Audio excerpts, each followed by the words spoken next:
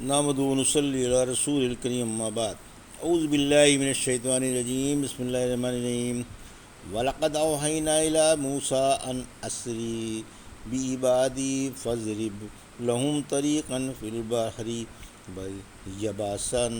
يَبَسًا لَا تَخَافُ دَرَكًا وَلَا تَخْشَىٰ فَأَتْبَعَهُمْ فِرْعَوْنُ بِجُنُودِهِ فَغَشِيَهُم مِّنَ الْيَمِّ مَا غَشِيَهُمْ وَأَزَلَّ فِرْعَوْنُ قَوْمَهُ وَمَا هَدَىٰ يَا بَنِي إِسْرَائِيلَ قَدْ أَنْجَيْنَاكُم مِّنْ عُدُوِّكُمْ وَوَاعَدْنَاكُمْ جَانِبَ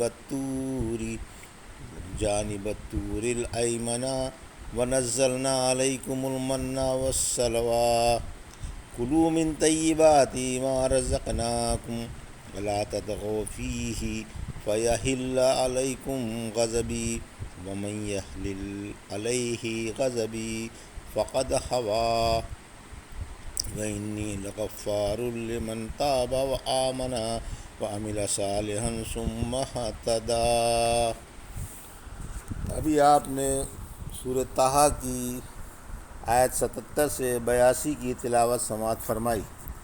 ان آیتوں کا ترجمہ اور تفسیر اس طرح ہے: وَلَقَدْ أَوْحَيْنَا إِلَىٰ مُوسَىٰ أَنْ أَسْرِ بِعِبَادِي فَاضْرِبْ لَهُمْ طَرِيقًا فِي الْبَحْرِ يَبَسًا لَا تَخَافُ دَرَكًا وَلَا تَخْشَىٰ آیت 77۔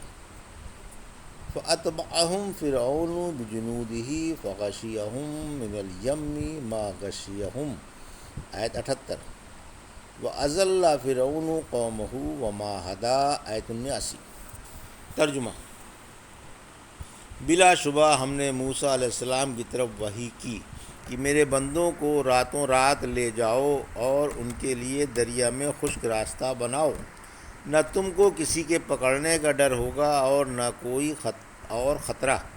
پھر فرعون اپنا لشکر لے کر ان کے پیچھے لگا، پھر انہیں دریا نے ڈھانک لیا جس نے انہیں ڈھانک لینا تھا، اور فرعون نے اپنی قوم کو گمراہ کر دیا اور راہ نہیں دکھائی۔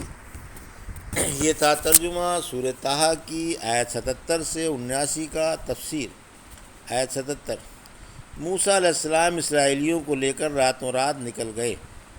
فرعون نے موسیٰ علیہ السلام کا یہ مطالبہ بھی نہیں مانا تھا کہ وہ اسرائیلیوں کو آزاد کر کے انہیں موسیٰ علیہ السلام کے ساتھ بھیج دے۔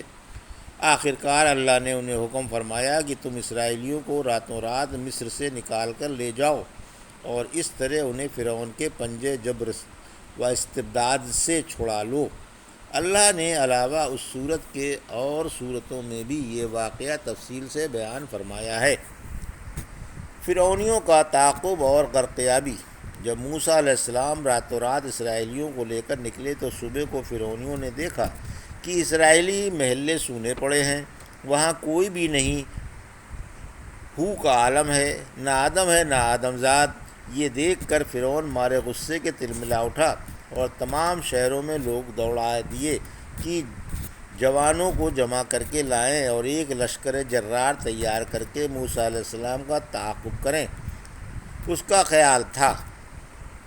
سورہ شعراء کی آیت 54-55 میں فرمایا ہے کہ اسرائیلی تھوڑے سے ہیں اور وہ ہمارا جی جلا کر گئے ہیں، چنانچہ چاروں طرف سے جوان لائے گئے اور بہت جلدی ایک لشکر جرار تیار ہو کر اللہ کے نبی کے تعاقب میں چل پڑا۔ ادھر سورج نکلا، ادھر یہ لشکر جرار فرعون کی سرکردگی میں روانہ ہوا۔ اس لشکر نے اسرائیلیوں کو اور اسرائیلیوں نے اس فوج کو دور سے دیکھا تو موسیٰ علیہ السلام والوں نے موسیٰ سے گھبرا کر کہا کہ اب تو ہم پکڑ لیے گئے۔ آپ نے فرمایا ایسا کبھی نہیں ہو سکتا، یقین مانو میرے ساتھ میرا رب ہے جو مجھے راہ سجھا دے گا۔ کلیم اللہ اسرائیلیوں کو لے کر بحر نیل کے کنارے پر کھڑے ہوئے ہیں، دریا سامنے ہے، کوئی پل نہیں کہ پار ہو جائیں، دشمن کا لشکر بڑھا چلا رہا ہے۔ اس نازک وقت پر یاد آیا کہ مجھ کو دریا پر عصا مارنے کا حکم آ چکا ہے، پس آپ نے یہ کہہ کر دریا پر عصا مارا کہ اللہ کے حکم سے میرے لیے راستہ دے دے۔ دریا پھٹ گیا، 12 راستے دے دیے گئے اور پانی کی ہر دیوار ایک بڑے پہاڑ کی طرح کھڑی ہو گئی۔ پھر تیز ہوا سے یہ راستے خشک بھی ہو گئے۔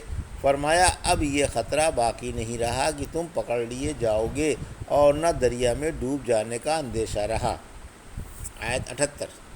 جب موسیٰ علیہ السلام امن و سلامتی سے پار ہو گئے تو فرعون کا لشکر دریا پر پہنچا، یہ بھی اسرائیلیوں کی دیکھا دیکھی دریا میں اتر گئے۔ پھر جب ساری فوج دریا کے اندر آ گئی تو اللہ کے حکم سے ان پر دریا ٹوٹ پڑا، چنانچہ اللہ نے فرمایا پھر اس نے انہیں چھپا لیا۔ جس نے چھپا لیا یعنی ایک مشہور واقعہ ہے کہ سب دریا کے شکار ہو گئے۔ آیت 79۔ فرعون نے لوگوں کو گمراہ کیا اور انہیں دریا پر لے گیا، اس بدبخت نے انہیں سیدھی راہ نہیں سجائی۔ ٹھیک اسی طرح سورہ ہود کی آیت 98 میں فرمایا یعنی قیامت کے دن یہ اپنی قوم کے آگے آگے ہوگا، پھر انہیں جہنم میں داخل کر دے گا اور وہ گھاٹ بدترین ہوگا جس میں وہ داخل ہوں گے۔ یا بنی اسرائیل قد انجیناکم من عدوکم وواعدناکم جانب طور الایمن ونزلنا علیکم المن والسلوی۔ آیت 80۔ کلوا من طیبات ما رزقناکم ولا تطغوا فیہ فیحل علیکم غضبی ومن یحلل علیہ غضبی فقد ہویٰ۔ آیت 81۔ وَإِنِّي لَغَفَّارٌ لِمَنْ تَابَ وَآمَنَ وَعَمِلَ صَالِحًا ثُمَّ اهْتَدَىٰ۔ آیت 82۔ ترجمہ۔ اے اسرائیلیوں، میں نے تم کو تمہارے دشمنوں سے بچا لیا اور تم سے طور کی سیدھی جانب کا وعدہ کیا اور تم پر من و سلویٰ اتارا کہ اللہ کی پاکیزہ روزی میں سے کھاؤ اور اس میں حد سے آگے نہ بڑھو ورنہ تم پر میرا قہر اتر آئے گا، اور جس پر میرا قہر اتر آئے وہ یقیناً تباہ ہو جائے گا۔ اور یقین مانو میں انہیں معاف کر دیتا ہوں جو توبہ کر لے، ایمان لے آئیں اور اچھے عمل کرنے لگے، پھر راہ پر قائم رہیں۔ یہ تھا ترجمہ آیت 80 سے 82 کا تفسیر۔ آیت 80۔ اللہ کے احسانات یاد کرو۔ اللہ اسرائیلیوں کو اپنے احسانات یاد دلا رہا ہے کہ میں نے تم کو تمہارے دشمنوں سے بچا لیا، اسے تباہ کر کے تمہاری آنکھیں ٹھنڈی کیں۔ صبح صبح تم دریا کے پار اس کنارے پر کھڑے ہوئے ان کے ڈوبنے کا تماشا دیکھ رہے تھے۔ تم نے دیکھا کہ ان میں سے ایک بھی زندہ نہ بچ سکا۔ سورہ بقرہ کی آیت 50 میں فرمایا ہم نے فرعونیوں کو ڈبو دیا اور تم دیکھ رہے تھے۔ من و سلویٰ کا بیان۔ من و سلویٰ کی تفسیر سورہ بقرہ میں گزر چکی ہے۔ من تو ایک قسم کا حلوہ تھا جو ان پر آسمان سے اترتا تھا، اور سلویٰ پرندے تھے جو ان کے پاس خود بخود آ جاتے تھے اور ہر ایک بقدر ضرورت پکڑ کر انہیں بھون کر کھا لیا کرتا تھا۔ انہیں اللہ کی مہربانی سے بلا مشقت روزی مل رہی تھی۔ آیت 81۔ بلا مشقت کے روزی پر اللہ کا شکر ادا کرو، یعنی جو روزی ہم نے تم کو دے رکھی ہے اس میں سے کھاؤ اور میرے عطا کردہ رزق میں حد سے آگے نہ بڑھو کہ بلا ضرورت پرندے پکڑ لو اور میرے حکم کی خلاف ورزی کرو، ورنہ میں تم سے ناراض ہو جاؤں گا اور میری ناراضی شقاوت کا باعث ہے۔ آیت 82۔